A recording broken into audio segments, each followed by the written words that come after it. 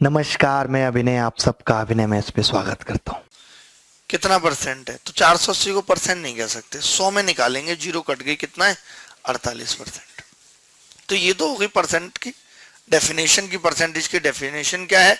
किसी भी चीज को 100 में नापना, 100 में तोलना क्या है? परसेंटेज है। बात समझ रहे हैं? किसी भी चीज को 100 में नापना क्या है? परसेंटेज है। एक तो कैमरा इतना ऊंचा है, इससे नजरें मिलाना बड़ा मुश्किल होता है। कोई नहीं, तो ये तो परसेंटेज की बात हो गई। इसके बाद हम बताएंगे कि भाई परसेंटेज में वैल्यू क्या होती है, 25%, 20%। तो ये मैं बहुत थोड़ी देर ही बताऊंगा। अगर आपने कोई वीडियो देखी है जिसमें आपने 1.5 घंटे यही जाना है कि 20% और 15% क्या है, तो ऐसा नहीं होने वाला। मैं सिर्फ हल्का ही बताऊंगा, आप खुद आगे समझ जाएंगे कि परसेंटेज आगे भी जरूरत पड़ेगी तो जानते रहेंगे। जैसे कि 20% क्या है? 20/100। हमें इनके फ्रैक्शन थोड़े थोड़े से याद होने चाहिए, नहीं भी याद है तो कोई उतनी टेंशन की बात नहीं है। इसका आधा कर दें 10%, तो 10% का मतलब होता है 1/10, और आधा कर दें 5%, इसका मतलब होता है 1/20। ऐसे 66 2/3% पता होना चाहिए। 63 2/3% होता है 2/3। अगर मैं इसका आधा कर दूं तो 33 सही 1/3% बराबर 1/3। अगर और आधा कर दें तो 16 2/3% का मतलब क्या होगा? 1/6। और आधा कर दें तो 8 1/3% का मतलब 1/12। इसे पता होना चाहिए। 25% है, 25% क्या होता है भाई?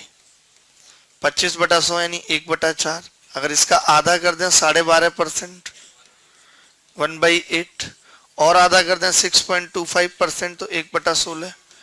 तो ऐसी छोटी छोटी सी बातें आपको पता होनी चाहिए, बाकी याद हो जाएंगी, बहुत कोई मुश्किल नहीं है। कि 14 2/7% का मतलब 1/7। आधा कर दें इसका तो 7 सही 1/7% आएगा, इसका मतलब क्या? 1/14।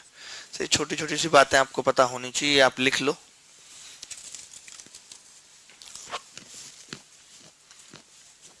सवाल में जहां जहां भी आएंगे परसेंटेज तो ये याद हो जाते हैं। कहीं नहीं भी निकल रहा तो बिना इसके भी काम हो जाता है, ऐसी कोई बात नहीं है।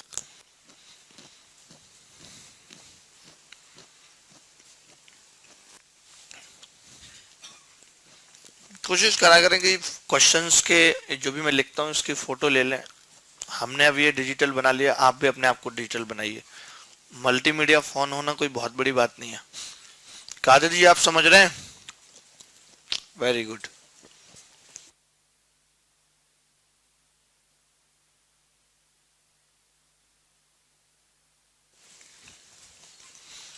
आगे बढ़े जी, सवाल पे आते हैं। एक बहुत छोटा सा सवाल लेते हैं, उसके बाद दो थोड़े उससे बड़े सवाल, फिर दो बहुत अच्छे सवाल। ठीक है? तैयार हैं आप? रात को 2:30 बजे तक बैठ के मैंने इसकी ये पीपीटी बनाई है, सवालों की टाइप की है, मोबाइल में बोल के उनकी हिंदी लिखी है।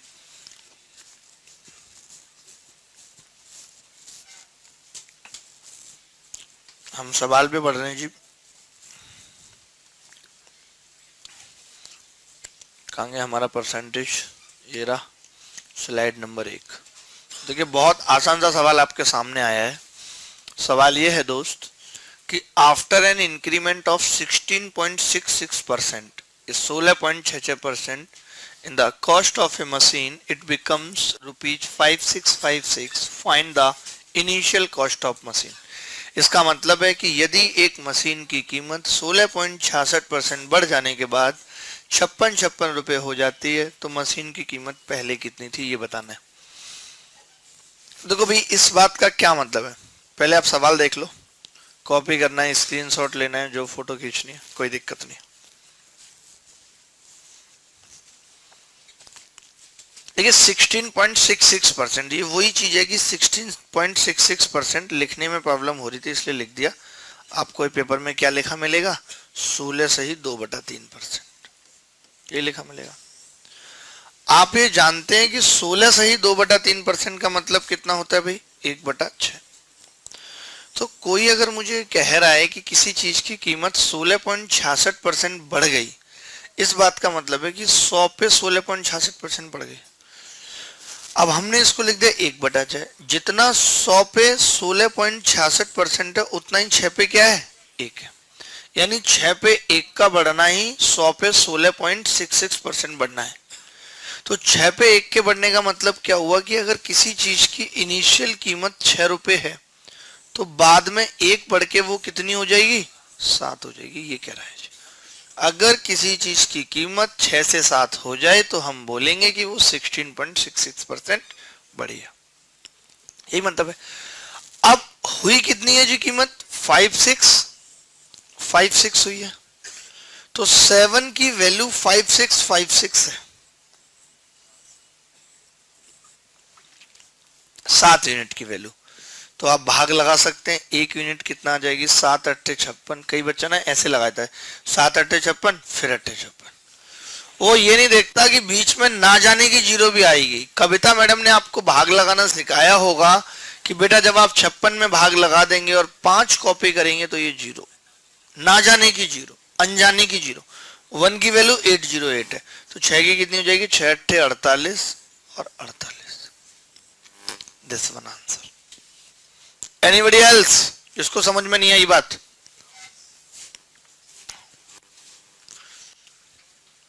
अगर इतना छोटा सवाल भी आपको समझ में नहीं आ रहा है तो फिर you are not eligible for SSC. सीधी सीधी सी बात है। जिसको नहीं भी आया तो वो वीडियो में बाद में देख लेगा। आगे बढ़े जी, इजाजत है या इसी सवाल पे अटके रहना चाहते हैं? सवाल बहुत आसान था। 16 से 2/3% कीमत बढ़ रही थी। 16 से 2/3% का मतलब 1/6 होता है। 6 पे 1 का बढ़ना, 6 7 7 की वैल्यू 56 है, 1 की 808, 6 की 48। ठीक है, चलो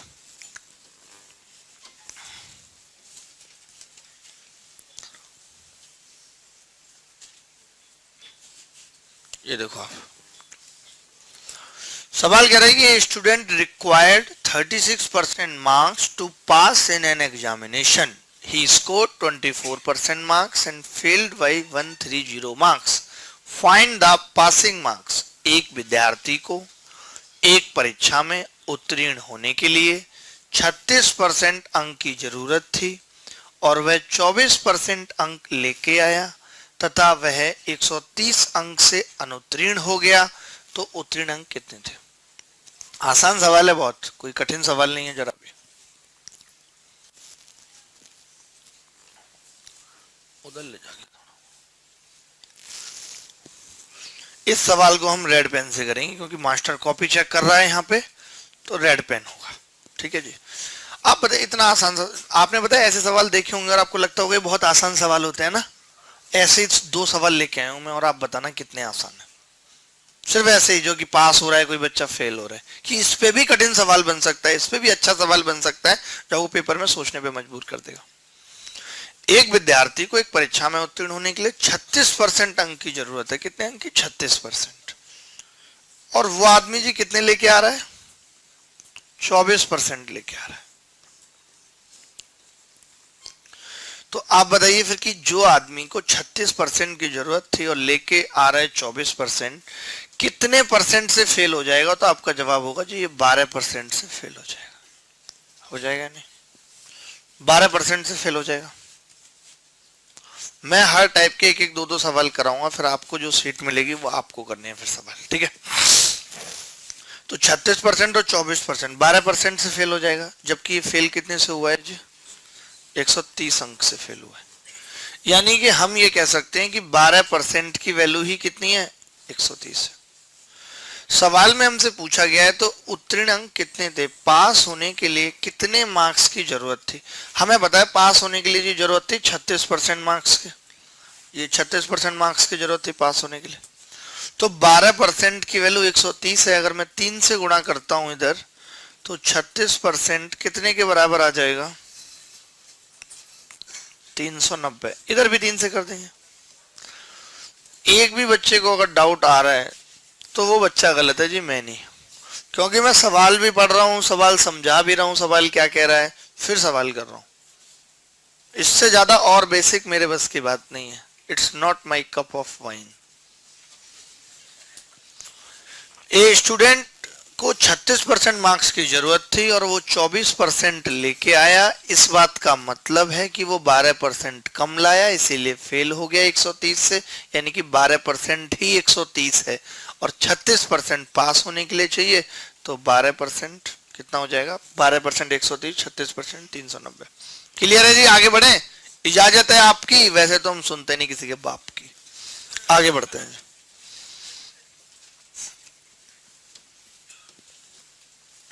स्लाइड नंबर 3। ये और एक आसान सवाल हमने पूछा है, उसके बाद तो हम जो सवाल पूछेंगे वो होगा आसान, लेकिन होगा नहीं। देखिए सवाल मैं पढ़ देता हूँ, आप भी लिखते रहिए कि a student got 20% marks and failed by 30 marks, another student got 32% marks and score by 42 marks more than passing marks, find the passing marks in an examination. एक छात्र ने 20% अंक प्राप्त किए और 30 नंबर से फेल हो गया, दूसरे ने 32% अंक प्राप्त किए और 42 से फेल हो गया, नहीं पास हो गया, 42 से ज्यादा लेके आया। तो पास होने के लिए कितने अंक की जरूरत थी ये बताना है दोस्त। देखो भाई ये कह रहा है सवाल कि 20% अंक लेके आया और 30 अंक से फेल हुआ है, इसका मतलब 20% अंक लाने पर -30 रह जाते हैं, मतलब 30 कम है। दूसरा छात्र 32% अंक लेके आया, 32%। तो ये कितने ज्यादा लाया जी, पास होने से 42 ज्यादा लाया। तो आप खुद देखिए कि जैसे इसने अपना 12% इधर बढ़ाया, इसने 12% अपना इधर बढ़ाया,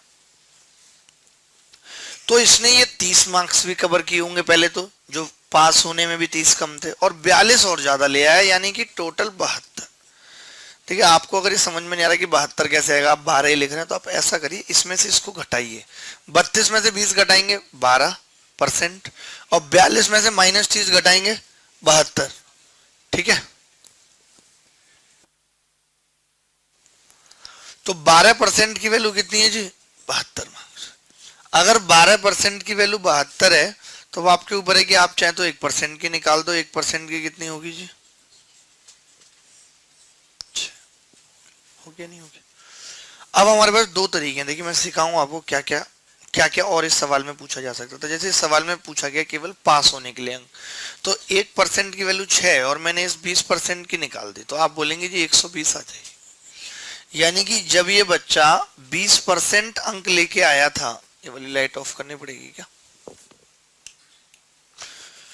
जब ये बच्चा 20% अंक लेके आया था, यानी कि ये 120 अंक लेके आया था 120 अंक लेके, लेकिन ये 30 से फेल हुआ था, यानी 120 में 30 की और कमी थी, यानी अगर ये 150 ले आता तो ये पूरा पास हो जाता। एक तरीका। एक हम ये कह सकते थे, एक और तरीका क्या है, हम ये कह सकते थे कि यार 1% की वैल्यू 6 है, तो 30 की कितनी होगी जी, 5%। यानी यहाँ पे ये 30 नंबर से फेल हुआ था, यानी मैं कह सकता हूँ कि 5% से फेल हुआ होगा, यानी पास होने के लिए कितने परसेंट चाहिए, 25%। अगर इसी सवाल में ये होता कि जी आप ये बताओ पास होने के लिए कितने % मार्क्स की जरूरत है, तो आप ऐसा मत समझना कि हमारे टाइम पे तो 33 की जरूरत होती थी और आपने 33 लगा दिया, ये गणित है, कुछ भी पूछ सकता है।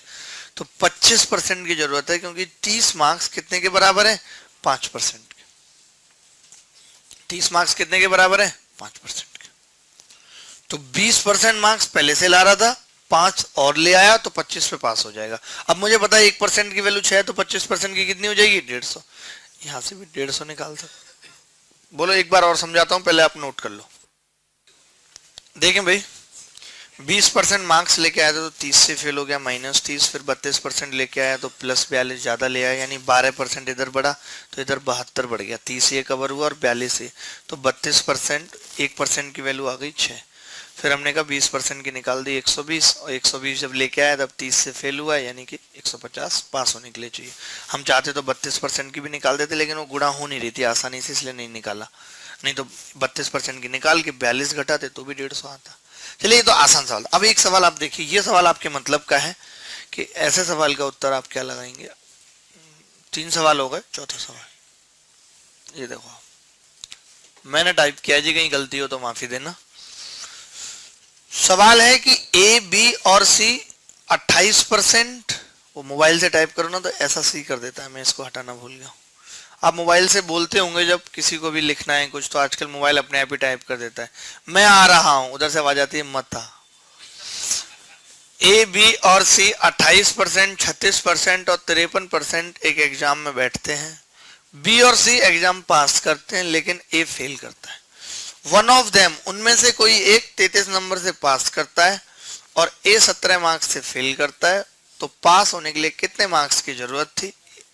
ऑप्शन में कैन नॉट बी डिटरमाइन भी है, ये ध्यान रखना आप। 3 ऑप्शन है नॉर्मली और उसके बाद एक कैन नॉट बी डिटरमाइन है। कल को क्या आपने ये ऑप्शन तो दिया नहीं था, हम निकालने लगे। एक परीक्षा में ए बी और सी क्रमशः 28%, 36% और 53% अंक प्राप्त करते हैं। बी और सी, ये बा और सी का मतलब यहाँ पे क्या है, बी और सी पास होते हैं तथा ए फेल हो जाता है।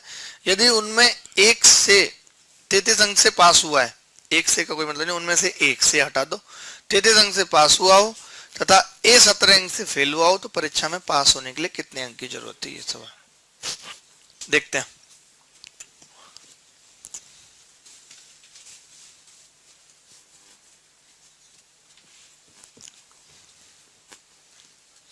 अभी मैं रात को क्लास ले रहा हूँ तुम लोगों की अनअकैडमी की, तो कोई बच्चे सामने नहीं होते, बहुत दिक्कत होती है, ऐसे बोर बोर सा फील होता है। अभी मैंने क्या थोड़े से बच्चे बिठा लिए कि ठीक रहेगा थोड़ा।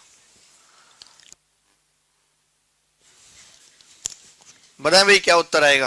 कोई बच्चा है नहीं? बढ़िया एल्स क्यों भाई तुम सो रहे हो? देखिए कैसे करेंगे इस सवाल को, मुझे नहीं लगता कि कोई बच्चा इसको ठीक से कर पाया है, फिर भी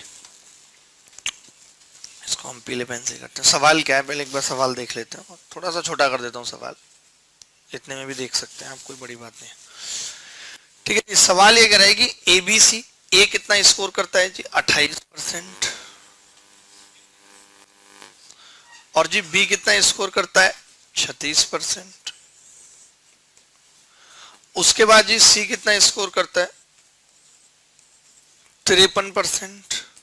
ये सीन चल रहा है जी।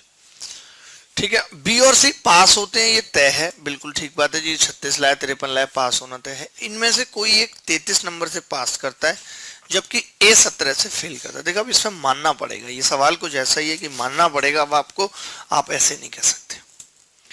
देखो ए कितने से फेल हुआ था भाई? 17 नंबर से फेल हुआ था, 17 से। ठीक है, 17 मैंने मान लिया। अब इसने ये तो क्लियर किया नहीं है कि कौन पास हो रहा है जी 33 से, बी और सी दोनों के बारे में बोल दिया। तो मैंने मान लिया कि जी बी पास हुआ है, अपनी मर्जी से मैं दोनों मान के दिखाऊंगा। मैंने मान लिया कि जी बी पास हुआ है, कितने से? 33 मार्क्स।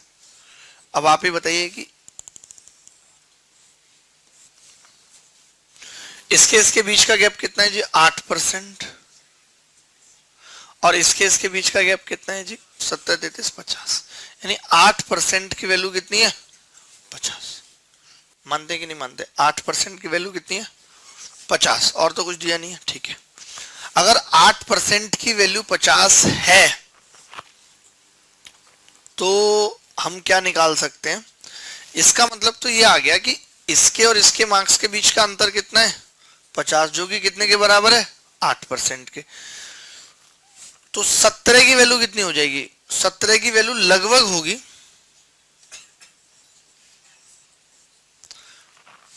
17 की वैल्यू कितनी होगी लगभग? हमने गलत निकाल दिया क्या कुछ? 8% की वैल्यू हमने 50 निकाल दी। हमने बोला 8% की वैल्यू 50 है, तो हमें अब ये देखना पड़ेगा कि कहीं ऐसा तो नहीं कि ए पास कर गया। समझ रहे हैं आप बात को?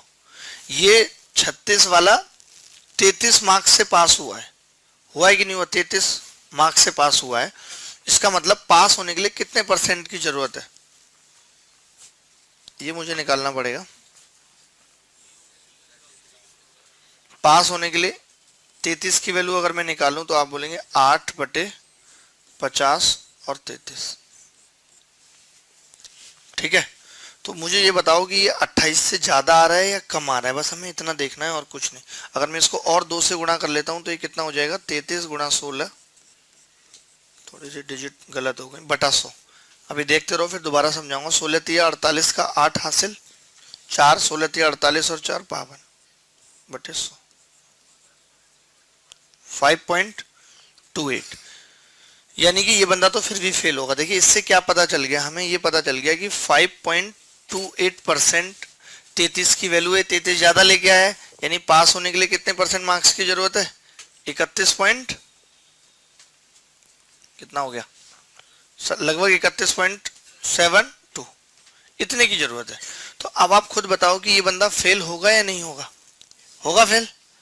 अब आप देखो, अगर मैं सी को पास मानता, ए बी सी, देखिए तब क्या पंगा फंसता। अगर मैं मानता कि सी पास हुआ है 33 से, ये कितना है 28 और 36 और 53%। अब आप बताओ इनका गैप कितना है भाई? 25, और 25% की वैल्यू कितनी है? 50। 50 तो 1% की कितनी आ जाती है जी? 2। 1% की 2 आ जाती है। तो अब आप बताओ, अगर हमने इसको 33 माना है पास होने के लिए, तो 1% की वैल्यू आप कह रहे हो 2, और जी 33 की कितनी होती? 16.5। यानी 16.5% अगर मैं इसमें से घटा दूं तो ये कितना बैठेगा? लगभग 36.5, ये इसमें पंगा था। अब आप बताइए कि अगर 36.5% पासिंग मार्क्स हैं तो क्या कभी बी पास हो पाएगा? नहीं हो पाएगा। इसका मतलब कि ये चीज गलत है। मैंने भी ये सवाल पहली बार ही किया है। आप समझे बात को कि क्या था इस सवाल में? अगर पता है यहीं पे ये आ जाता 35.5, अब मैं पूरा दोबारा से बताऊंगा, उत्तर आ चुका है हमारा, 35.5 आ जाता है यहीं पे, तो फिर तो बी पास हो जाता, तो ये भी कंडीशन बनती, ये भी बनती, तो इस सवाल का उत्तर होता कैन नॉट बी डिटरमाइन। अभी क्या है, केवल एक कंडीशन बन रही है। देखिए सवाल में दिया था या तो बी पास है या सी, तो मैंने यहाँ पे सी को पास किया। समझना ध्यान से, मैंने यहाँ पे सी को पास किया। ए 28% था, बी 36%, सी 53%। मैंने कहा कि भाई ए और सी का डिफरेंस कितना है? 25%। अंक का डिफरेंस कितना है? 50, यानी 1% की वैल्यू 2 है। अगर 1% की 2 है तो 33 की कितनी हो गई? 16.5%। 16.5% मतलब ये ज्यादा लाया है पासिंग से, तो यानी पास कितने पे? 36.5 पे। अगर 36.5 पे पास है तो बी तो कभी पास ही नहीं हो पाएगा, और जबकि सवाल में दिया हुआ है कि बी और सी पास होते हैं, यानी कि ये वाली कंडीशन सही नहीं है। देखो इसमें यही तो था कि हम कैन नॉट बी डिटरमाइन किस बेस पे लगा सकते थे कि हमें क्लियर नहीं हो पा रहा बी पास है या सी, लेकिन जब हम सी को पास करते हैं तो सवाल ही गलत हो जाता है, उस केस में बी भी फेल हो जाता है, यानी ये कंडीशन नहीं हो सकती। तो कौन सी होगी फिर? ये होगी, यानी कि कौन पास होगा? बी पास होगा। और बी का हमने पता लगाया था तो बिल्कुल ठीक बैठ रहा था कि भाई ये फेल ही हो रहा था। इन केस ये ऐसा होता, जैसे मैंने बी को माना था, आप देख रहे थे, और यहाँ 5.28% आया था कि ये इतना ज्यादा लाया है, मान लो यहाँ 10% आ जाता, तो हम क्या करते? 36 में से 10 घटाते और हम कहते 26 पे ही पास है, और फिर ये 28 ला रहा फिर भी फेल है, तो हम क्या कहते? ये वाली कंडीशन गलत हो गई, ये वाली भी गलत हो गई। कहते हैं नहीं कहते?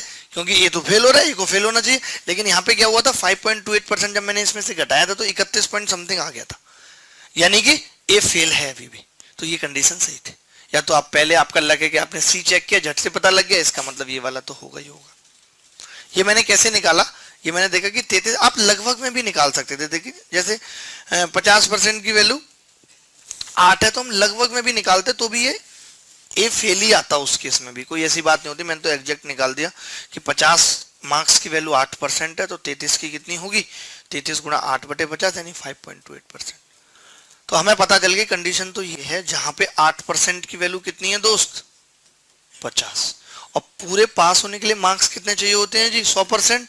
तो 4% की वैल्यू 25, और 25 से गुणा कर दें तो 100% की वैल्यू 625, यानी 625 मार्क्स चाहिए। क्या टोटल मार्क्स हैं? अगर इस सवाल में ही पूछता कि टोटल मार्क्स कितने हैं तो हम क्या बोलते?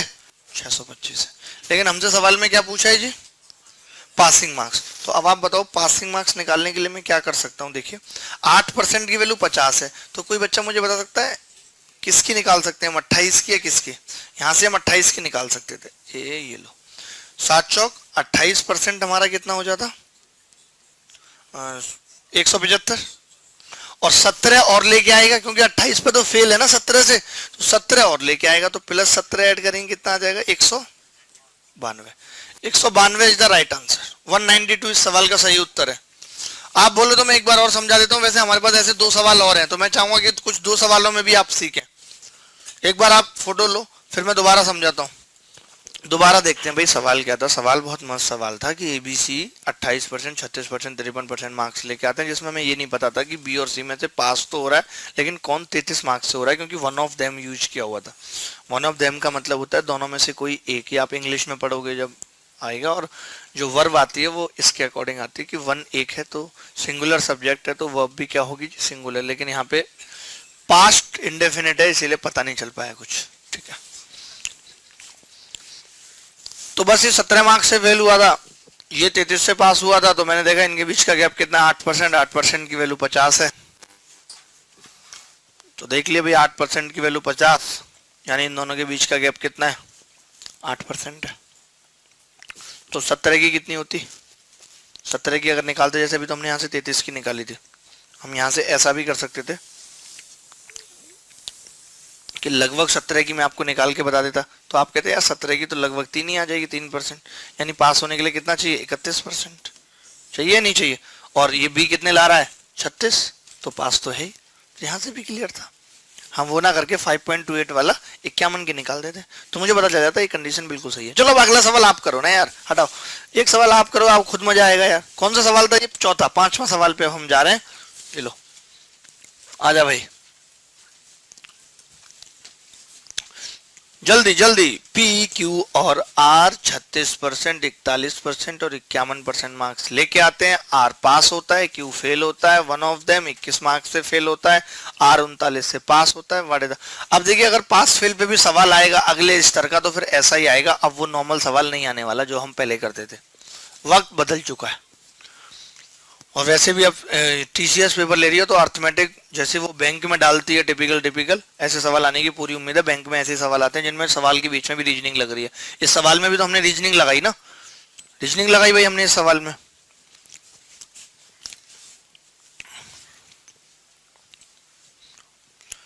पी क्यू आर 36, 41, 51 अंक प्राप्त करते हैं। आर पास होता है, क्यू फेल होता है। उनमें से एक 21 अंक से फेल हुआ हो और आर 39 अंक से पास हुआ हो, तो परीक्षा में कुल कितने अंक हैं।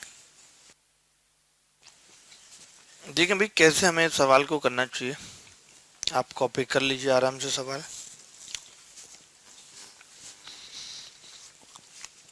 तीन बंदे पी क्यू आर, जब तक मैं लिखता हूं कि सवाल क्या कह रहा है। तीन बंदे जी पी क्यू आर, ये कितने मार्क्स लेके आ रहा है, 36%। ये कितने मार्क्स लेके आ रहा है, 41%। ये कितने मार्क्स लेके आ रहा है, 51%। ठीक है, आर पास होता है, मैंने लिख दिया जी कितने अंक से पास हुआ है, 39 अंक से पास हुआ है। मैं भी सवाल ही लिख रहा हूं, आप लिख लो सवाल। 39 अंक से पास हुआ है, उनमें से एक 21 अंक से फेल हुआ है। एक कोई भी एक 21 अंक से फेल हुआ है। अब देखना पड़ेगा जी क्या सीन है, कौन सा है। तो हम दो ही जगह लिख लेते हैं जल्दी से। पी क्यू आर 36, अगर आपने कभी बचपन में सुडोकू खेला हो तो ये सब दिमाग उन्हीं सब चीजों से निकलता है। सुडोकू में भी हम क्या करते थे, कई बार ऐसा ऑप्शन बच जाता था कि यहाँ भी आ सकता है यहाँ भी, तो हम 2 सुडोकू बना लेते थे और फिल कर देते कि यार इसमें 8 कर देता हूँ, इसमें 9 कर देता हूँ। फिर दोनों को पहले लेके चलते थे तो एक आगे जाके कट हो जाता था। आपने चेस नहीं खेली, आपका दिमाग कैसे खुलता। आपने सुडोकू, आपने पता नहीं क्या करा, आपने गिल्ली डंडा और निहारने के अलावा कुछ करा ही नहीं। कि जब उन्होंने अपनी जुल्फों को यूं घुमाया और कुछ छींटे मेरी बालकोनी में पानी की आई।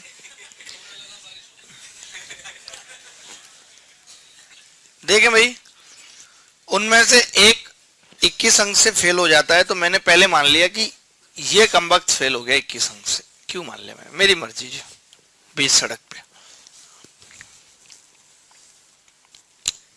ठीक है, तो अब आप बताओ अगर ये फेल हुआ है तो इन दोनों का डिफरेंस कितना है जी, 10%। 2 लोग फेल हुए हैं, पता तो है नहीं कौन कौन से। 10% की वैल्यू कितनी है जी, 39 में से 21 गए, 60। 10% की वैल्यू है जी 60। तो इसका मतलब हो गया जी 1% कितना हो गया, 6। 1% कितना हो गया जी, 6। अब बच्चा क्या करता, देखा क्यों 1% 6, 100% 600 लगा के आ गए, बस हलवा, खुश हो रहे, मजाक। 1% की वैल्यू अगर 6 है तो आप मुझे बताइए दोस्त कि इसके बीच का गैप कितना है जी? 5 है इसके बीच का गैप। तो 5% की वैल्यू कितनी हो जाएगी? 30 हो जाएगी। 5% की वैल्यू कितनी हो जाएगी? 30। मतलब इससे भी कितने मार्क्स कम है? 30 कम है, तो ये भी फेल होगा ऑब्वियसली। तो आपको कहीं इसमें लग रहा है कि यहाँ पे कोई कॉन्ट्राडिक्शन है किसी प्रकार का? कोई कॉन्ट्राडिक्शन नहीं है जी, ये भी फेल हो रहा है, कोई बढ़िया, बिल्कुल सही बात है। अब देखते हैं दोस्त, अब मैंने मान लिया कि ये फेल है 21 और ये +39, इनके बीच का गैप कितना है जी? 36 और 14 और 1 15, यानी कि 15% की वैल्यू कितनी है? 50 60। तो 1% कितना आ गया जी? 4। अब बच्चा अगर ये करता है कोई बच्चा तो वो 400 लगा देता है, लेकिन देखना क्या पड़ेगा कि अगर 1% की वैल्यू 4 है, सुनना मेरी बात, तो आप मुझे बताइए कि 20 की कितनी होगी जी? 20 की या 21 की बता दो। 21 की कितनी हो जाएगी? 5.25%। 21 की, अगर 21 की मैं 5.25% मान लूं और 21 से ये फेल हुआ है, यानी कि पास होने के लिए कितने मार्क्स की जरूरत है? 41.25 के। बोलो है या नहीं? पास होने के लिए। देखो बहुत बारीकी थी इस सवाल में, यानी कि क्यू भी फेल होगा या नहीं। अगर इनकेस ऐसा होता कि क्यू के यहाँ 40 होते तो पास हो जाता, क्यू पास हो जाता, या 42 होते, अगर 42 होते तो ये पास हो जाता। तो फिर मैं कहता कि ये वाली कंडीशन क्या है? गलत है। फिर हम इसको सही मान लेते और 100% की वैल्यू 600 उत्तर बता देते। लेकिन यहाँ पे क्या हुआ? दोनों कंडीशन ही सही है, ये भी और ये भी। इसमें भी कोई कॉन्ट्राडिक्शन नहीं है, इसमें भी कोई कॉन्ट्राडिक्शन नहीं है। इसके हिसाब से टोटल मार्क्स कितने आ रहे? 600। इसके हिसाब से कितने आ रहे? 400। तो मैं किसको उत्तर बताऊं? तो उत्तर हो जाएगा इस सवाल का कैन नॉट बी डिटरमाइंड। बात समझ गए आप? एक कंडीशन अगर कोई इनमें से गलत हो जाती तो उत्तर 600 या 400 में से कोई एक आ जाता, लेकिन दोनों ही सही है, तो मैं नहीं समझ पा रहा हूं कि मैं उत्तर 600 लगाऊं या 400 लगाऊं। बात है इतनी सी। देखिए जी, दोबारा बता देते हैं सवाल क्या था। मस्त सवाल है, सवाल में कोई कमी नहीं है। आपने देखा पिछले सवाल का उत्तर आ गया था, इसका नहीं आ पाया। आप खुद देख रहे हैं, पिछले सवाल का आ गया था उत्तर, इसका नहीं आ पाया, इसका कैन नॉट बी डिटरमाइन हो गया। देखिए पी लेके आ रहा था 36%, 41%, 51%, यानी कि अंतर कितना है? 5 का। हमने इसको मान लिया था फेल, तो इन दोनों का अंतर कितना था? 10%। 10% की वैल्यू 60, एक की कितनी हो गई? 1% की 6। तो इनके बीच का गैप कितना है? 5%। 5% की 30।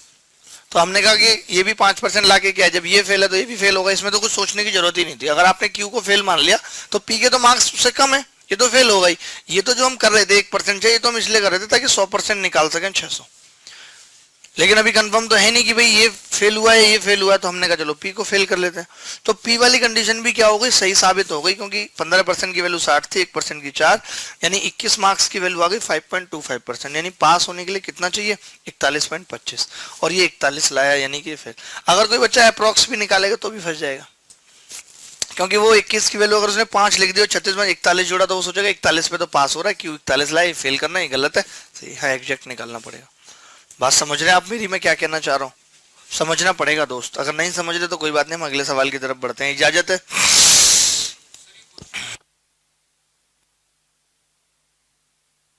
आप अगर ये सोच रहे हैं कि पी के बारे में नहीं दिया हुआ, तो देखिए क्यू फेल दिया हुआ है, क्यू फेल, और क्यू के 41% मार्क्स हैं, तो फेल है, तो 36 वाला तो फेल होगा। ऊपर से ये भी दे दिया वन ऑफ देम फेल भाई, यानी कि 2 कोई फेल है, और आर के बारे में पास बताया हुआ है। तो अगर नहीं वैसे लिखना चाहिए, नहीं लिखा हुआ है देन इट्स ओके। आगे बढ़ते हैं जी, और अगला खूबसूरत सवाल आपकी नजरों के सामने। ऐसे ऐसे नगमे आपकी नजरों के सामने आएंगी कि आपकी नजरें बाकी नगमे देखना भूल जाएंगी।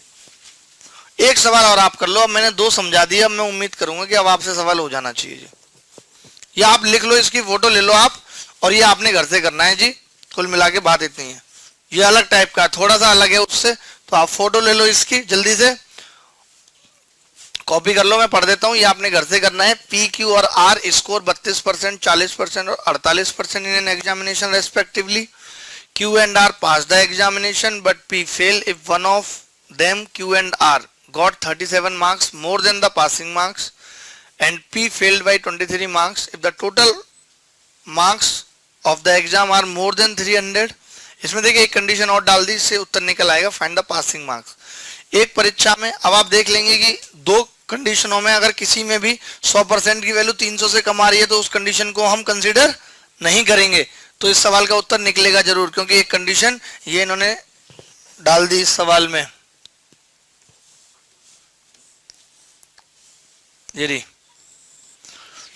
तो एक परीक्षा में पी क्यू आर क्रमशः 32%, 40%, 48% अंक प्राप्त करते हैं। क्यू और आर पास होते हैं, पी फेल हो जाते हैं। यदि क्यू और आर में से एक 37 अंक से पास हुआ हो और पी 33 अंक से फेल हुआ हो तो परीक्षा में कुल अंक 300 से ज्यादा हैं तो उत्तीर्ण अंक बताइए। ठीक है, चलिए आगे बढ़ते हैं।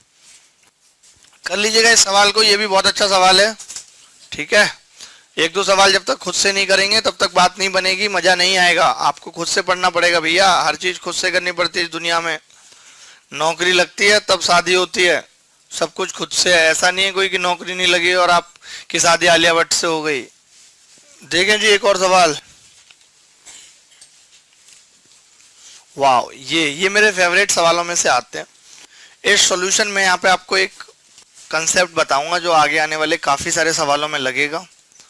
परसेंटेज के, रेशियो प्रोपोर्शन के, टाइम स्पीड एंड डिस्टेंस के, हर जगह लगेगा। तो ये कंसेप्ट आपको जानना बहुत जरूरी है जो मैं बताने जा रहा हूँ।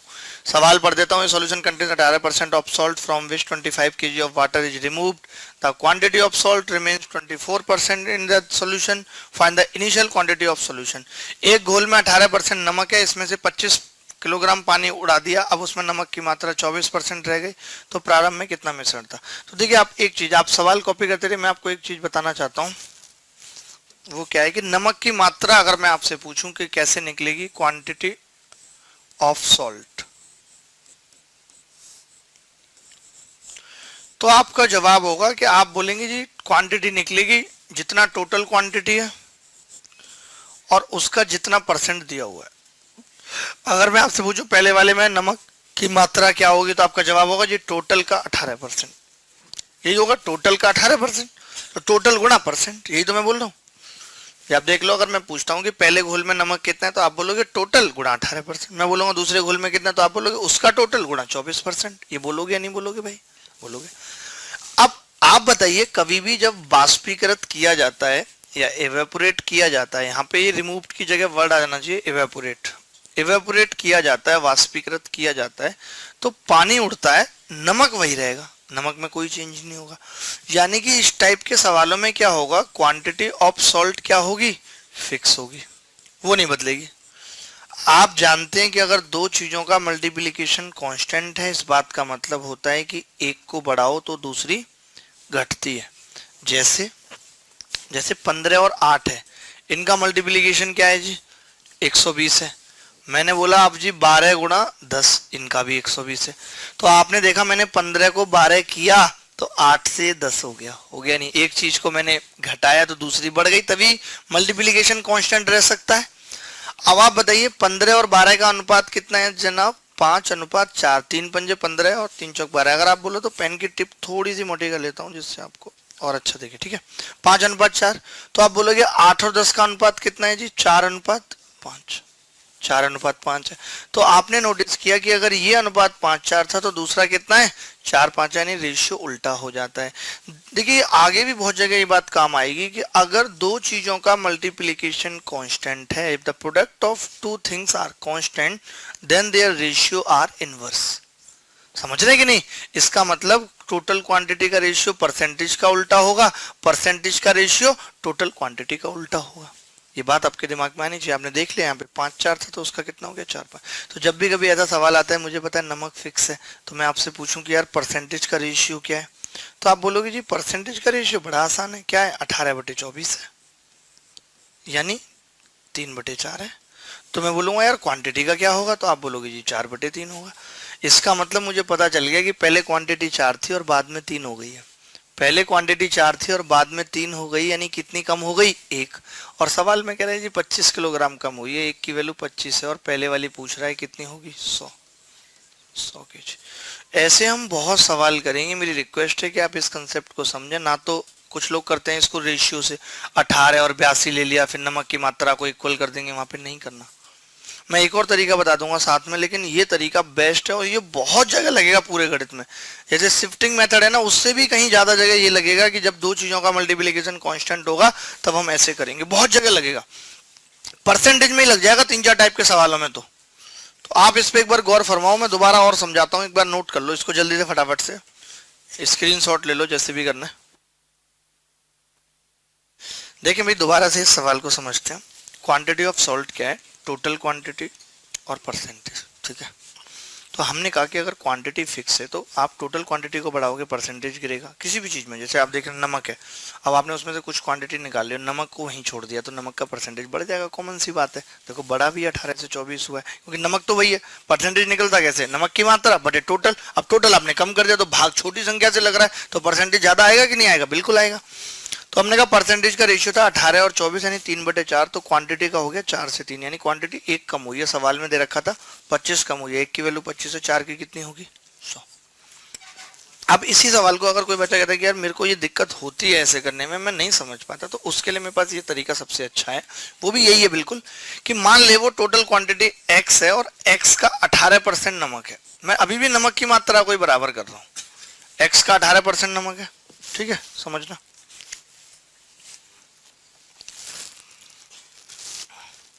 x का 18% नमक है। अब वो बोलेगा कि यार आपने 25 निकाल दिया, अब x माइनस 25 रह गया, उसका कितने परसेंट नमक है 24, बस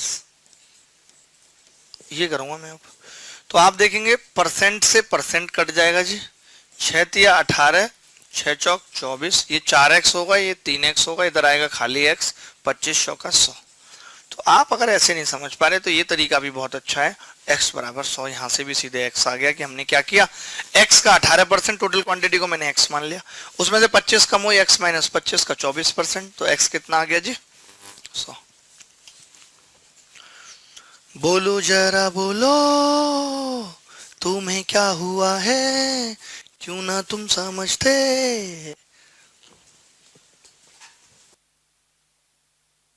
आगे बढ़ते हैं, एक और सवाल लेके आते हैं। देखिए ऐसा ही हम देखते हैं कि आप अप्लाई कर पा रहे हैं नहीं कर पा रहे। 6 हो गया, 7 हो गया, हमारा 8वां सवाल। ये ताजा फल और सूखा फल बड़ा करता था परेशान। फ्रेश फ्रूट, ये एसबीआई किलर के पीओ में आया हुआ सवाल है। अब तक आपने वो 68% और वो 20% वाला कर रखा है, लेकिन अभी ये थोड़ा अलग आया है सवाल। मैं देख रहा था रात की एसबीआई की बुक, उसमें ये सवाल आया था। कैसा भी एसएससी पेपर बना ले, जैसे ही 2017 का जब से पेपर हुआ है तब से बहुत मेहनत मुझे लग रहा है, और लोग भी बाकी लोग भी कर रहे होंगे, लेकिन मैं तो बाकी में बहुत कर रहा हूँ। तमाम किताबें, ऐसा कोई दिन नहीं जाता जिस दिन मेरे घर पे 3-4-5 किताबें लैंड नहीं होती बाहर से ऑनलाइन। आज भी बहुत सारी आने वाली हैं, अलजेब्रा की और ये सब बहुत सारी किताबें मैं पढ़ रहा हूँ कि कुछ भी भले एक किताब में एक ही चीज मुझे ठीक मिल रही है चीजें।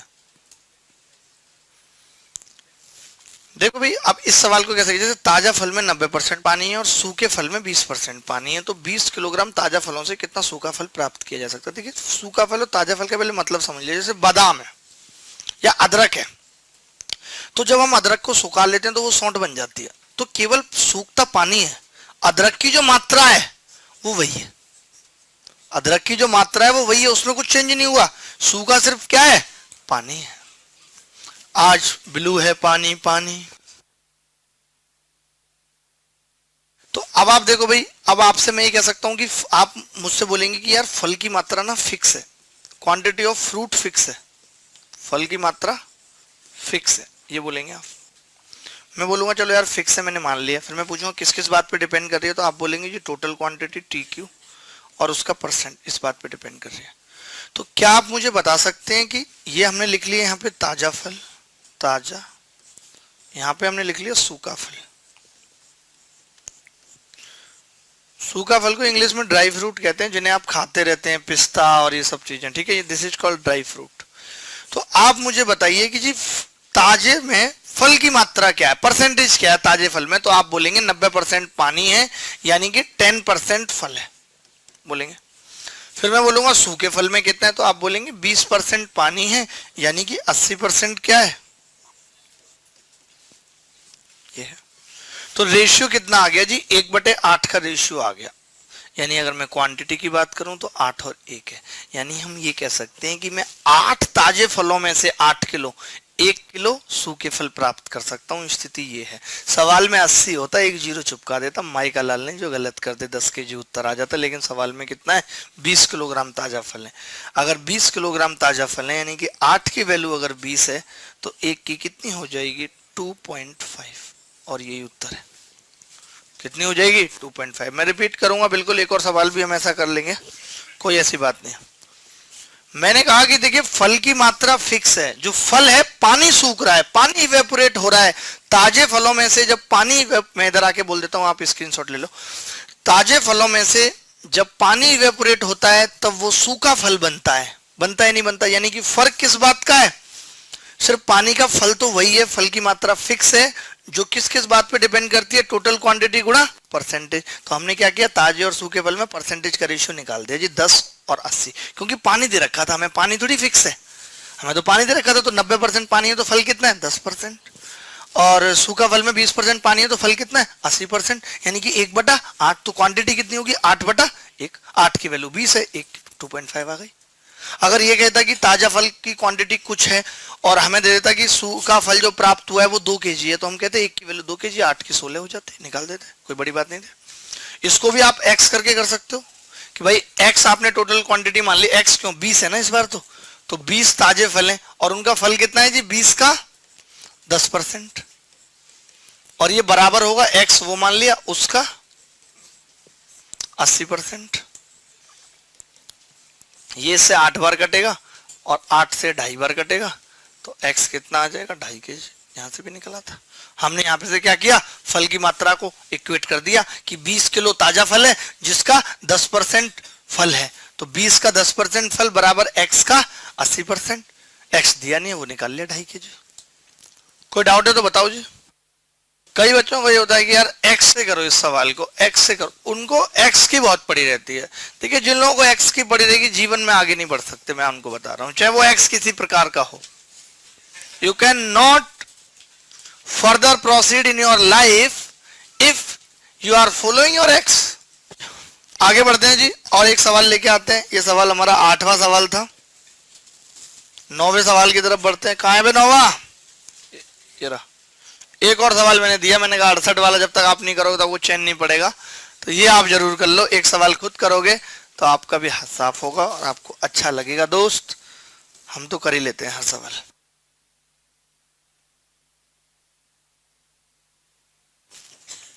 देखिए अगर हम उसी तरीके से करें तो परसेंटेज का रेशियो क्या है फल का, तो आप बोलेंगे जी यहाँ पे 32% फल है, यहाँ पे 80% फल है। 16 दूनी 32, 16 में 5 80, 2 और 5 का रेशियो है, यानी क्वांटिटी का कितना होगा, 5 और 2। आपको पता है ताजे फलों की क्वांटिटी ज्यादा होगी। 5 की वैल्यू कितनी है सवाल में, 65। 1 की 13 आ गई, 2 की कितनी होगी, 26।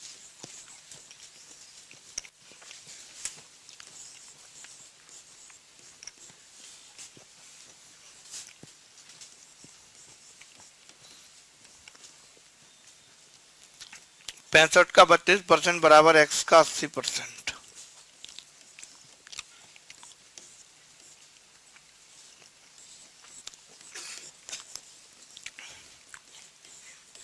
चलिए आप अगर चाह रहे हैं तो मैं एक तरीके से और बता देता हूँ, लेकिन यूजफुल नहीं है इसीलिए मैं नहीं बता रहा। कोई मतलब नहीं है कि हम रेशियो निकाल दें फलों का क्वांटिटी का। जान लो, वैसे कभी आगे जरूरत पड़ जाए। एक तरीका और, जरूरत नहीं थी, मैं इसे मिटाऊंगा, जल्दी से आप लिख लो। और एक और तरीका बताता हूँ, रेशियो वाला तरीका बोलते हैं उसे। ये भी रेशियो है लेकिन ये अलग तरीके का, वो अलग तरीके का तरीका। देखिए रेशियो वाले तरीके में हमें पेन की निब को थोड़ा पतला करना पड़ेगा, उसकी वजह है रेशियो क्लियर दिखता नहीं है। देखिए इसमें मिटाने का फीचर कितना अच्छा है, ऐसे हम हाथ रखेंगे और मिट जाएगा सब। I love this board. कुछ नहीं मिटेगा, आपकी गलतफहमी है। देखिए भाई, अब जैसे रेशियो की बात क्या थी कि हमने ना फल और पानी का अनुपात ले लिया, तो आप बोलेंगे जी 68 है यहाँ तो पानी, तो फल कितना होगा 32, यानी रेशियो कितना आ गया, 4 से भाग लगाएंगे तो 4 अट्ठे 32, 8 और 17, ये रेशियो आ गया जी फल और पानी का, आ गया। उसके बाद दूसरे वाले में क्या है जी, पानी 20% है और इसमें 80, रेशियो कितना आ गया जी, 4 और। अब आपको एक बात समझनी पड़ेगी, क्या आप देखेंगे कि फल की मात्रा कांस्टेंट है, वो नहीं बदली, तो फिर 8 से 4 कैसे हो गई, नहीं होनी चाहिए थी, तो इसको भी 8 बनाएंगे, 2 से गुणा कर लिया, 8 और 2 कर लिया। अब फल फिक्स है या नहीं, बोलो, फल फिक्स है, यानी कि टोटल कितना है, ये 17 और 8 25, और ये कितना है 10, टोटल है ना। तो पहले टोटल कितना दिया हुआ है जी, 65, यानी 25 की वैल्यू 65 है। 5 से भाग लगाऊं तो 5 की कितनी होगी 13, तो आप देखेंगे 10 की कितनी होगी 26, ये उत्तर है। तो ऐसे भी इस सवाल को किया जा सकता था, इसको फिक्स करके, इसको इसको। क्लियर है भाई दोस्तों बात, आगे बढ़े, इजाजत है आपकी, वैसे तो हम सुनते नहीं किसी के बाप की। 9 हो गया, 9 के बाद सवाल नंबर 10 की तरफ हमारा रुख होगा जी। वाओ, एक और खूबसूरत नगमा आपकी खिदमत में पेश करता हूं, अच्छा लगे तो संभाल लेना।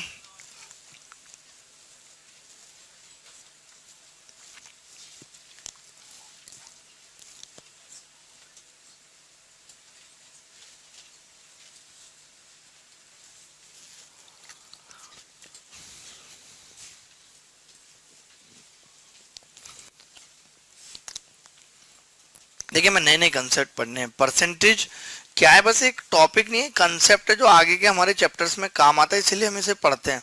बहुत सारे सवाल हो सकता है कि आपको लगे यार ये वाला सवाल नहीं करा है जनसंख्या, तो वो सीआई का पार्ट हो गया, आपको लगेगा यार ये वाला नहीं करा है, तो हो सकता है कि वो प्रॉफिट लॉस का पार्ट हो जाए। परसेंटेज में तो हम सिर्फ कॉन्सेप्ट जानेंगे कि परसेंटेज का हम यूज कहाँ कहाँ कर सकते हैं, ठीक है।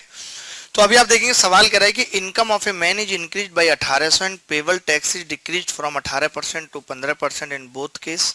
29.95 income tax, income is tax free, is पहले आएगा जी और टैक्स बाद में आएगा। इज टैक्स फ्री है, इज इधर और टैक्स इधर, tax free. Find initial income, एक व्यक्ति की आय 1800 रुपए बढ़ जाती है, उसका आयकर 18% से 15% घट जाता है, इन दोनों स्थिति में 29.95 आयकर मुक्त होता है, तो उसकी प्रारंभिक आय क्या होगी। देखो दोस्त, कैसे करना होगा इस सवाल को, आप मुझे बताइए इनकम टैक्स निकलता कैसे। मैं आपसे ये जानना चाहता हूं कि इनकम टैक्स आईटी निकलता कैसे। अभी तो आपको इनकम टैक्स वगैरह के बारे में ज्यादा नॉलेज नहीं होगी, जैसे आप पे ठीक सा पैसा आएगा तो आप समझ जाओगे और औकात में आ जाओगे कि व्हाट इज इनकम टैक्स। जितने भी ये सुनते हो इनकम टैक्स, पता लग जाएगा सब चीज, क्या खेल है इसका। आईटी क्या है इनकम टैक्स, देखिए इनकम टैक्स होगा जी इनकम का रेट परसेंट, जितना भी टैक्स की रेट है, बस यही होगा। नहीं, सवाल में कह रहा है कि इन दोनों ही स्थितियों में, इसने हिंदी में नहीं लिखा बेवकूफ ने, इंग्लिश में भी नहीं लिखा, बड़ा पागल आदमी है। आप लिख लो ये बात, दोनों में लिखनी है, हिंदी इंग्लिश में, ये बात नहीं दे रखी सवाल में कि payable tax is same in both cases, दोनों ही स्थितियों में दिए जाने वाला कर सेम है, दोनों ही स्थितियों में दिए जाने वाला आयकर सेम है। इस सवाल की लाइन में लिखना है लास्ट में, जहां लिखो ना find initial income if payable tax is same in both case, दिए जाने वाला टैक्स सेम है। अभी हम बिना सेम पे भी करेंगे, लेकिन आपने ऐसा सवाल भी देखा होगा कि आपको मिला होगा बुक्स वगैरह में होता है, यहाँ पे पेबल टैक्स क्या है, सेम है। तो अगर पेबल टैक्स सेम है यानी कि आईटी आपने फिक्स कर दिया जी। आप खुद बताओ, आईटी दो बातों पे डिपेंड कर रहा था, इनकम पे और रेट पे, और आपने इसको फिक्स कर दिया। इसका मतलब तो ये हो गया कि जी आई और रेट का जो रेशियो होगा वो क्या होगा, उल्टा होगा। तो आप मुझे बता सकते हो कि रेट का रेशियो कितना है दादा। यहाँ से आप बोलोगे जी रेट का रेशियो है 18% पहले था और बाद में 15 हो गया, ये रेशियो है 3 6 18 3 5 15, तो मैं बोलूंगा इनकम का 5/6 हो जाएगा। अब बोलोगे जी इनकम तो एक बढ़ रही है, मैं बोलूंगा जी नहीं एक नहीं बढ़ रही, 1800 बढ़ रही है। तो पहले कितनी थी, 5 की वैल्यू पूछ रहा है, 9000 रुपए इसकी इनकम थी। आपके दिमाग में एक बात आ रही होगी कि इसका यूज क्यों नहीं हुआ, 29.95 आय जो है कर मुक्त है, इस पे कर नहीं लग रहा। कर मुक्त है। ये उर्दू में लिखा हुआ है मुर्फत, इसका मतलब होता है कर मुक्त है, टैक्स फ्री है। ठीक है, तो इस बात को मैं समझाऊंगा दूसरे तरीके से। पहले आप इतनी सी बात समझ लो कि इनकम टैक्स सेम था, payable tax is same in both case. तो हमने कहा कि फिर आई और रेट का रेशियो एक दूसरे का उल्टा होगा। रेट कितनी है जी 18, 18/15 हुई है, 6 से 5 हुई है, यानी इनकम 5 से 6 हुई होगी, एक बड़ी है। देखिए वही तरीका लग रहा है, एक की वैल्यू 1800, 5 की कितनी हो गई 9000। बोलो जी क्लियर है बात? मिस्टर कादिर, अतुल सिंह, हर्षिता राय, क्या है, प्रिया अग्रवाल।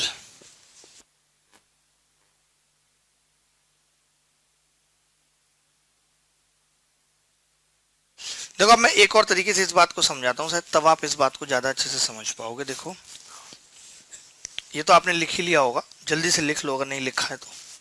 पेन भी हम तब तक बदल लेते हैं अपना, और प्यारा सा खूबसूरत कोई पेन लेके आते हैं। ग्रीन तो चलेगा ही नहीं शायद इस पे, लाइट ग्रीन, लाइट ग्रीन चलेगा। कलर तो हमारे पास बहुत हैं जी, भरमार है कलरों की, कोई दिक्कत ही नहीं है। मैं ऐसे ही चाहता था कि मेरे हाथ में 8-10 मार्कर रहे, भगवान ने बोर्ड भेज दिया। जो आप मांगो भगवान दे देता। देखिए मान लेते हैं इनकम एक्स है, ठीक है जी।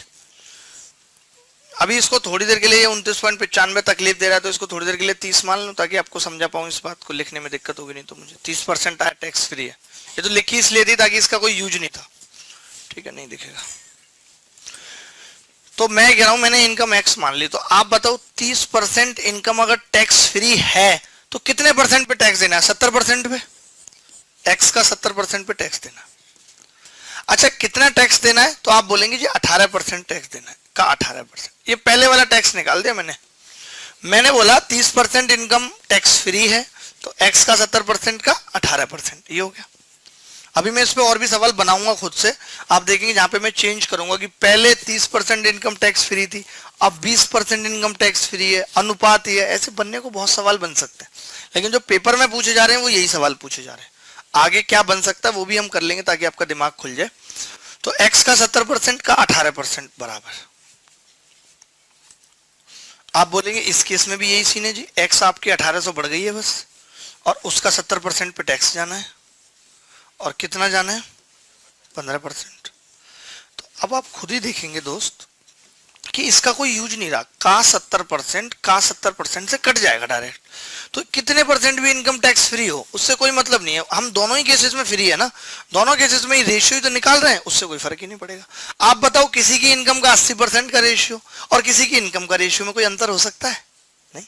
मैं तो ये कह रहा हूं कि जो मैंने पिछला वाला तरीका बताया उससे मैं तो कह रहा हूं चलो 80% का आ रहा है जी रेशियो, मतलब 30% इनकम टैक्स फ्री थी, तो मैं तो कह रहा हूं 70% की इनकम का आ रहा है रेशियो।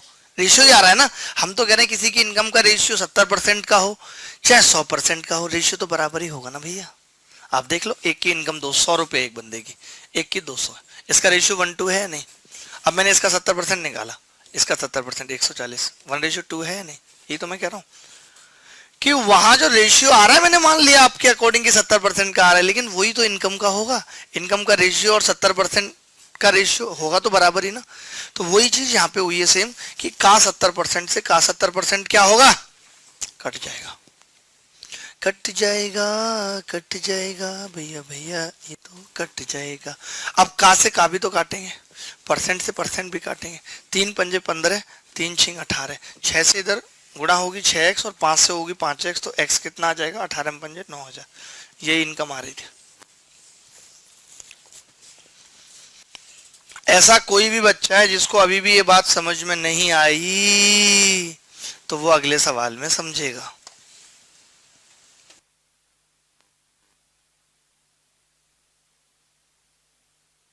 ओ ना जरा समझ पाए कि नहीं। देखो भाई अगला सवाल ले रहे हैं हम आपकी खिदमत में दोस्तों, और ये सवाल हमारा 10वां था तो हम 11वां ले रहे हैं। आजा आजा भाई आजा। ये मैंने खुद बना दिया सवाल, मैंने कहा यार एक सवाल तो हमारे द्वारा बना हुआ भी होना चाहिए, है कि नहीं भाई दोस्तों?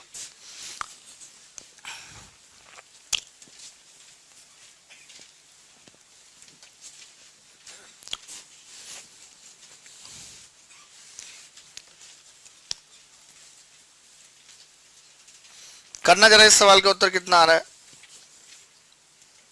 मैं भी कर लूं चोरी से जल्दी से।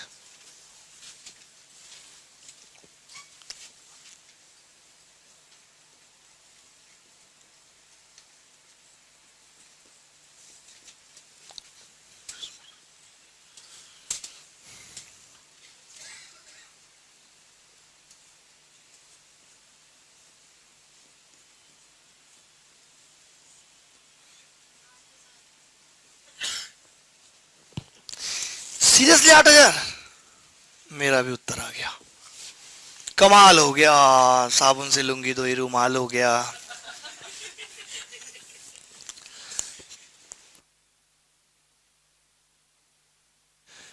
देखो अब आप सोच रहे होगे कि यार इसमें तो अलग अलग इनकम है जी टैक्स फ्री, तो पंगा फंस रहा है कि नहीं? फंस रहा है ना। अब मुश्किल है, देखिए अब हमारी जरूरत पड़ेगी आपको, अब तक नहीं पड़ रही थी। मैं बताता हूं आपको, आप तो मुझे जानते हो यार कि आदमी कितना बढ़िया है। देखो आप मुझे बताओ परसेंटेज का रेशियो क्या। हम ऐसे ही करेंगे जैसे अब तक कर रहे थे हम सवाल, हम अपने कंसेप्ट और तरीकों को चेंज नहीं करेंगे, चाहे सवाल कुछ भी आ जाए। देखिए परसेंटेज का रेशियो कितना है दोस्त, तो आप बोलेंगे जी 14 और 12 यानी कि 7/6। तो इनकम का कितना होगा 6 और 7। लेकिन पंगा ये फंस रहा है, पंगा क्या फंस रहा है, ये फंस रहा है कि पहले वाले केस में 20% इनकम टैक्स फ्री है, 80% पे टैक्स जा रहा है, और दूसरे वाले केस में।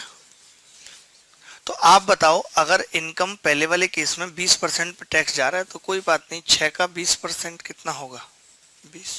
80% पे टैक्स जा रहा है ना, 20% टैक्स फ्री है, 6 का 80%। गड़बड़ हो रही है, 1 सेकेंड। अच्छा ऐसे मिट जाएगा ये तो। हाँ अब मैं ये कह रहा था कि पहले वाली हमें अब तक जो हम सवाल पढ़ रहे थे, मैं आपसे जानना चाहता हूँ अब तक जो हम सवाल पढ़ रहे थे उसमें क्या था कि इनकम बराबर होती थी या नहीं होती थी बराबर इनकम, तो कोई पंगा नहीं था। यहाँ पे इनकम बराबर नहीं है, तो मैं इनकम को कैसे बराबर कर सकता हूँ आप मुझे बताओ। ये तरीका तो तभी लगेगा जब इनकम बराबर होगी। अब इनकम बराबर नहीं है, इनकम में क्या लफड़ा है कि भाई पहले वाले केस में 80 पे टैक्स देना है और दूसरे वाले में 70 पे, यानी कि मामला ये है 8 और 7 का रेशियो है। मैं ये चाहता हूँ कि इनकम बराबर हो जाए, मैं ये चाहता हूँ। तो आप मुझे बोलो कि यार अगर आप ऐसा चाह रहे हो ना दोस्त, तो आपको क्या करना पड़ेगा, आप पहली वाली इनकम को 7 से गुणा कर दो, दूसरी वाली को 8 से कर दो, तो इनकम बराबर हो जाएगी और आपके मन की बात पूरी हो जाएगी। हम बराबर इनकम के लिए तरीका जानते हैं, तो मैंने पहले वाली इनकम को 7 से गुणा कर दिया और बाद वाली इनकम को कितने से कर दिया 8 से। तो 7 से 60 कट गया, इनकम का वास्तविक रेशियो आ गया 3/4। कितनी इनकम बढ़ रही है, एक इस कमबख्त 2000 के बराबर है, तो 4 कितने के बराबर होगा, वर्तमान आय 8000। देखो समझना पड़ता है, दिमाग लगाना पड़ता है। मैं वैसे भी बता दूंगा, जो मैंने एक तरीका बताया, एक तरीका तो मैंने जो एक्स वाला बताया वो तो सबको ही समझ में आ रहा है ना, उसमें तो कुछ है ही नहीं। वो तो तरीका क्या है, वो तो सिंपल ये तरीका है भाई। कौन सा पेन ले, कम वक्त कहाँ गया, यही ले लेते हैं। ठीक है देखो मैं आपको बताता हूँ, जो मैंने एक तरीका बताया एक्स वाला, वो तो ये बताया कि जी इनकम पहले मान लिया आपने एक्स, मान सकते हैं, थोड़ा सा नीचे लिखता हूँ, एक्स मान लिए, यहां से कर रहा हूं मैं इस तरीके को एक्स। तो आप बोलेंगे जी पहले वाले केस में इनकम कितनी टैक्स फ्री है 20%, यानी एक्स के 80% पे टैक्स लगेगा। कितना टैक्स लगेगा भाई 14% टैक्स लगेगा, का 14% बराबर। फिर आप बोलेंगे इनकम 2000 बढ़ गई, एक्स प्लस 2000, और 2000 का कितना टैक्स लगेगा जी 70% टैक्स लगेगा, और उसका 12%, 70% पे टैक्स लगेगा और कितना टैक्स है 12%।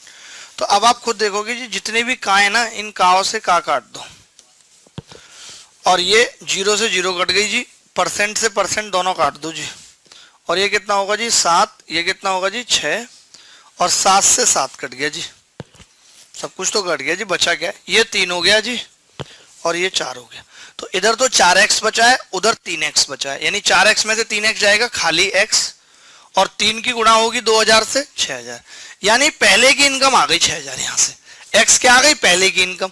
अभी तो इनकम 2000 बढ़ गई है, तो इनकम कितनी होगी जी 8000। तो अगर आपको लगता है कि मेरे दिमाग में ये रेशियो वाला तरीका नहीं घुस रहा, मैं थोड़ा सा किस्म से पागल हूं, तो कोई बात नहीं है, हमें कोई ऐतराज नहीं है, हम ऐसे कर सकते हैं। ये तो नॉर्मल तरीका है, ये तो जैसे जैसे सवाल बोल रहा है वैसे मैं लिख रहा हूं कि x का 80% पे टैक्स लगेगा, का 14% टैक्स लगेगा, टैक्स बराबर है, दोनों ही स्थिति में लिखा हुआ है ना, लेकिन आयकर पहले के बराबर है, x प्लस 2000 इनकम हो गई, उसके 70% पे टैक्स लगेगा, कितना टैक्स लगेगा, 12% टैक्स लगेगा, बराबर कर दिया, x कितना क्या है।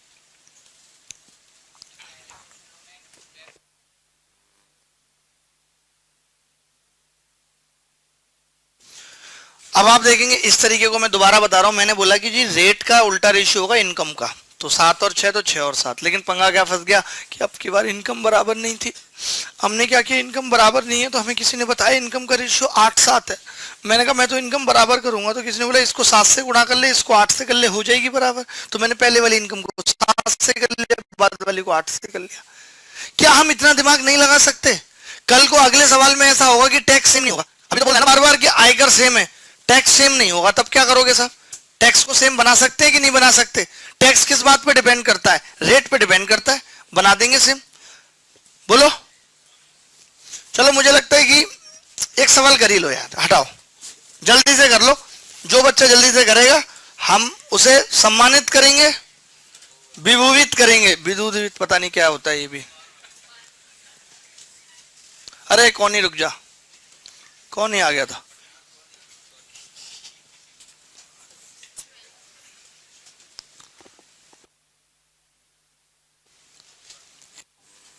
आ गया वो सवाल, एक और सवाल। हमने कहा इसे इनकम का एटलीस्ट खत्म करें। देखें भाई, अब इस सवाल को आप देखो कि कैसे हमें करना होगा। देखो अब इनकम टैक्स का रेशियो क्या है जी, आई का। रेट का रेशियो क्या है, तो आप बोलेंगे रेट का रेशियो जी 15/18, यही है। अब एक बात बताओ, अब तक जो हम सवाल कर रहे थे, हम कह रहे थे कि टैक्स सेम है तभी इनकम का रेशियो रेट का उल्टा होगा, लेकिन यहां पे तो टैक्स सेम नहीं है, टैक्स का अनुपात दे रखा है 3:2। अब एक बात बताओ, पहले केस में टैक्स 3 आ रहा है, दूसरे केस में 2 आ रहा है। मैं चाहता हूं भैया टैक्स बराबर हो जाए, तो आप बोलोगे जी पहले वाले टैक्स को डबल कर दो, बाद वाले को 3 कर दो। फिर मैं बोलूंगा कि यार टैक्स डबल कैसे होगा, तो आप बोलोगे जी 2 ही तरीके से टैक्स डबल हो सकता है, या तो इनकम डबल हो जाए या रेट डबल हो जाए। अब इनकम मेरे पास है नहीं, तो मैं क्या करूंगा, रेट को डबल कर दूंगा, इसको ट्रिपल कर दूंगा। अगर मैं रेट को दुगना करता हूं तो टैक्स दुगना हो जाएगा कि नहीं, क्योंकि टैक्स तो रेट पे डिपेंड करता है। आ गया जी रेशियो प्यारा सा, 3 पंजे 15, 2 निम्मा 18, तो 5/9 है। इनकम का कितना होगा, 9/5। कितना कम हो रहा है, 4। 4 की वैल्यू 3000, 1 की 750, 9 की पता नहीं है 6750। अरे गुणा हो तो इतनी फास्ट हो भैया, नहीं तो नहीं हो, मना कर दे गुणा होने से कि हम नहीं होंगे। जब हम जवां होंगे जाने कहां होंगे, ये सच है। स्कूल के टाइम पे गाना होना चाहिए, सामने वाला इस बात से थोड़ा कन्विंस हो। देखो जी हमने क्या किया, टैक्स सेम नहीं था इस बार, 3:2 था टैक्स का, तो हमने क्या किया, ठीक है, तो 3:2 था, तो हमने कहा कि यार अगर टैक्स 3:2 है और मैं चाहता हूं कि टैक्स इक्वल हो, तो टैक्स को क्या होना चाहिए, 2 और 3 से गुणा कर देते हैं, तो क्या होगा, इससे टैक्स इक्वल हो जाएगा। तो अब टैक्स को डबल करना है भैया, कैसे करेंगे, हमने रेट को डबल कर दिया। अगर आपको लगता है कि मैं इस तरीके से इस सवाल को नहीं कर सकता, मेरी औकात स्टैंडर्ड नहीं है, तो आप ऐसे भी कर सकते थे कि भाई इनकम है x और x का कितने परसेंट टैक्स है, 15%, और नीचे क्या करते, x प्लस x माइनस 3000, कितना है इसका 18%, और बराबर 3/2। टैक्स का अनुपात लेते थे, यहां से भी x कितना आ जाता, 6750 आ जाता। चलिए आज के लिए इतना ही, कल फिर मिलेंगे इसी उत्साह उमंग के साथ। ख्याल रखिएगा, खुश रहिएगा, बाय बाय, टेक केयर, शुक्रिया।